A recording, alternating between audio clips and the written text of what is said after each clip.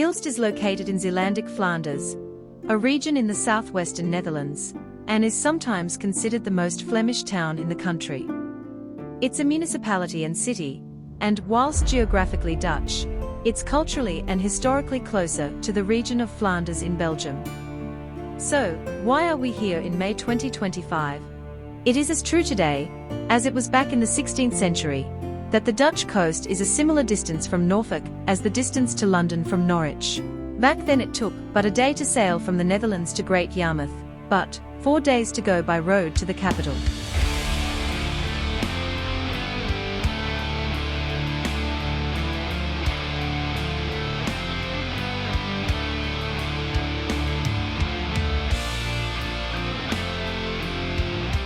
Our purpose on this trip is to wander back through time, to look at taxation, religious persecution and economic migration, all still relevant today, and to evaluate the impact of the medieval times on what was the second most important city of England.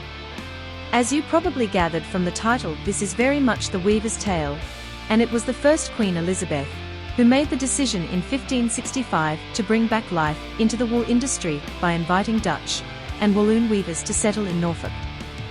Initially approving 30 weavers, whom we presume were skilled guildsmen, and with up to 10 family members each being approved to accompany them, she referred to these men from Flanders as strangers, and England's most ancient and familiar neighbours. We would be failing in our documentary brief if we did not make the correlation between the plight of these politically persecuted, overtaxed, economic migrant entrepreneurs coming in some 500 years ago and the flight from Britain, in 2025, of industrialists to whom the same, not new, levers of government are now being applied. The principle of cause and effect was clearly demonstrated by our men of Flanders, and sometimes, in the current economic climate, it is still true, with some high net worth individuals moving to the more friendly tax jurisdictions of Greece, Italy and Portugal, away from the United Kingdom. As lay people, and documentary photographers in particular, we feel bound to lay down on digital media that 21st century governments are adept at not looking back to see what caused the failure of economies back in history. Here in Hilst we have already mentioned the overtaxation of the guildsmen, which today translates into that really horrible trite political speak of hard-working British people back in the UK. And the burghers here suffered their comeuppance when citizens voted with their feet and left for England. If you throw in a bit of Spanish thought police by the church, you can see why they legged it. Not to say that religious intolerance was not also part of the English psyche, and here in Norwich, no more than 800 metres from where this edit is being compiled, on the 6th of February, 1190, many of Norwich's Jewish inhabitants were murdered, with the survivors taking refuge at the city's castle. In the early 2000s, when the Chantry Place shopping centre was under construction, 17 bodies were discovered stuffed down a well, and DNA testing dates their bodies back to the massacre, with filial links to the Ashkenazi Jews. At the time of our weavers coming over, religious life was a bit better in the city, as Elizabeth's dad, a certain Henry Tudor, had built on the English Reformation, and our Dutch guildsmen, being staunchly Protestant, fitted right in.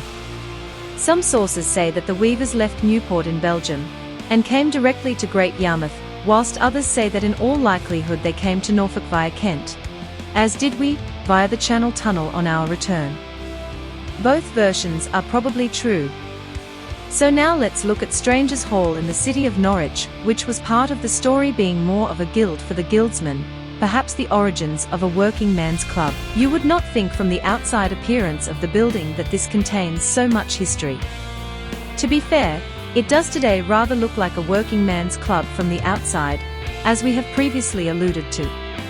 Tucked away in an area which saw significant damage from the Baedeker raids during the Second World War, and currently run by the local museum service, Wiki has a fairly detailed entry about this Grade 1 listed, 700 years old, 3-courtyard building. Having arrived from Flanders, our strangers started work, and looking for infrastructure they would recognise, we have come to the village of Worstead, some 15 miles to the northeast of Norwich. This village gives its name to the worsted cloth, a fine smooth yarn spun from combed long staple wool, and is primarily used for garments, as it hangs better. Here in this village, a church of St. Mary the Virgin, goes all the way back to the Doomsday Book and beyond, but the building we see today was built on the original site, but in the 14th century. And with cash in hand, it was further remodeled in the 16th century on the profits of cloth. Opposite, we have the manor house dating from the 14th and 15th century, so certainly visible to the strangers, and this building housed possibly a dozen looms in the loft. Other buildings in the village evidence space for weaving, sprinkled around the marketplace, which in itself dates from the Royal Charter in 1336. But we must also pay attention to the White Lady, and the alleged photographic evidence of August 2, 1980. The story goes that in 1975 an unwell woman sat down on a pew and took a rest in this Grade 1 listed church, while hubby took some wet photography photos. Once developed, on one of the prints, there is apparently an image of a white lady, who was not visible at the time the photo was taken. You can find the image online if you search for the White Lady of Worcester Church. And apparently the unwell began to recover. Makes you think, does it not? And no wonder they changed the pub name. And the link to cloth. Another good yarn from Norfolk.